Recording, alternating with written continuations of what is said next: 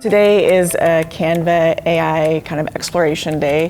The Canva AI features are usually not turned on for students. Today, students can create games using Canva code, or they can create a design or an image using the Canva AI features.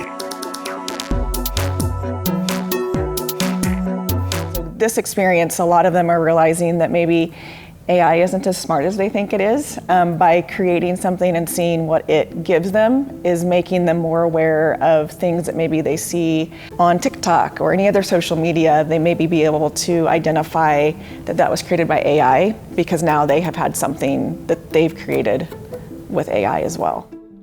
A lot of districts are still blocking AI for their teachers because they haven't had the opportunity to give the teachers the training that they need to be successful in using it. And there are very few schools who have introduced it to students. And we are starting to introduce different safeguarded AI tools in developmentally appropriate ways to students without them just having free reign.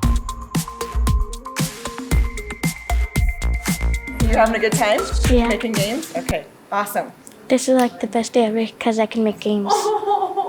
Yes, it's been a blast today to see them take some of their thoughts and turn it into a game and then realize they need to make changes. It's that editing piece that I want them to learn in writing a paper. Okay, so I've written the paper, I need to make changes. It's happened with AI. Instead of it just being perfect to start, they've had to make those changes, use that critical thinking as they're working and not just accept what it gave them. So many times today I've heard, oh, I gotta change this. I'm on version 12 of my game. I'm already on version 8. I've been making a lot of versions. They're using their brains in such a different way today. It's been a blast.